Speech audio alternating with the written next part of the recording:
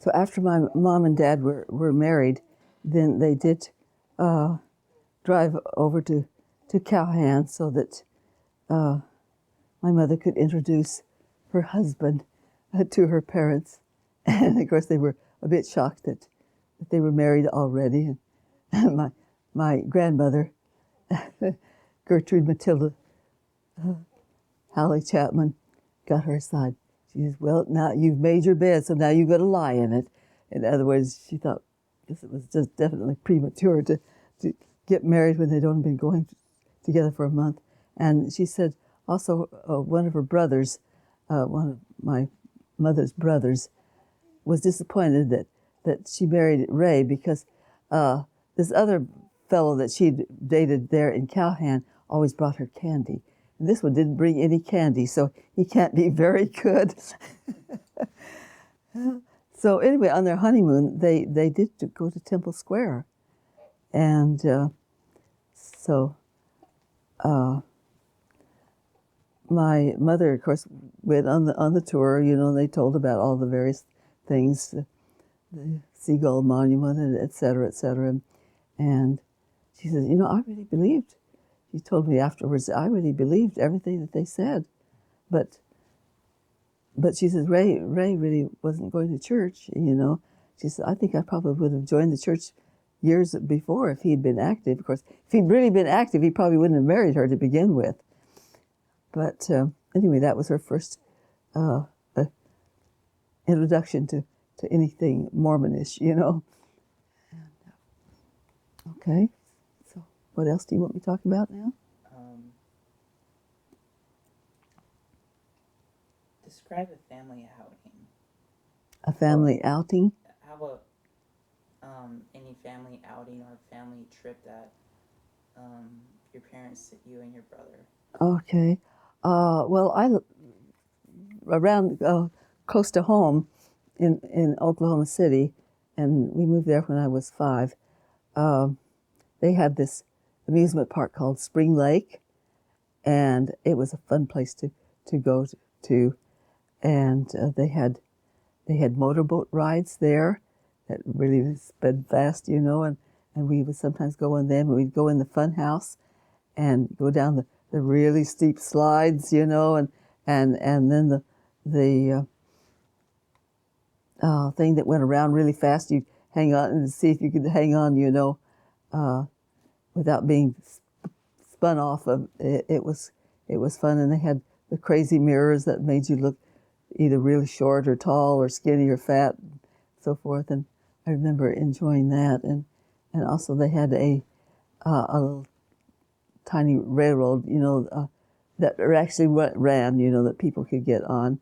And I liked to ride on that, and especially at night and watch the fireflies. They had quite a few fireflies there. Where was this? This was in Oklahoma City. Okay. And how old were you? Well, I lived there from the time I was 5 till I was almost 13. So off and on there. But we did go on trips, vacations, because here we were living in Oklahoma, and my dad's parents lived in Utah and Idaho, and my mother's parents lived in Colorado, and so usually on our family vacations we would go and visit, you know, family back in Utah or Colorado or Idaho, and that was nice. Okay. Let's talk about you and Grandpa. Okay. How about meeting? Okay. Let me think. Okay, I went to summer school just because I wanted to. After I, you know, supposedly had graduated, I guess, and that summer, then the boys, the young men, whatever, were living in the old dorms. They were, I'm not saying this quite right.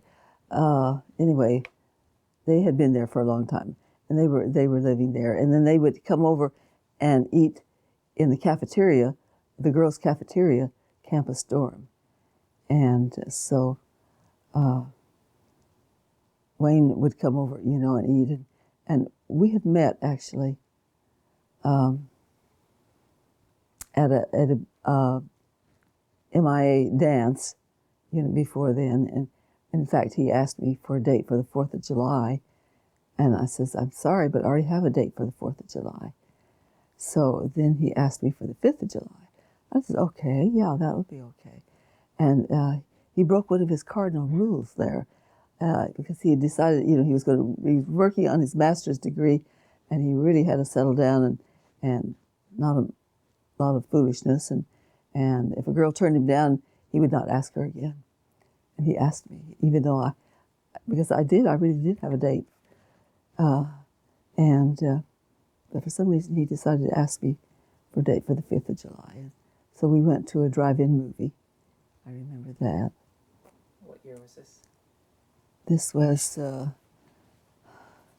1951, I think it was. 1951. Do you remember the name of the movie? I can't tell you the name of the movie, but they had, back in those days, they had a newsreel. You know, we didn't have TV in home, you know, to hear about the news and so forth. And you go to the movie and they would show you news and had pictures, you know. And this was, let's see, I'm trying to think. Anyway, this was a newsreel, and actually I saw my uncle, and this was a little while before he was killed in Corregidor. He was killed the first month of World War II.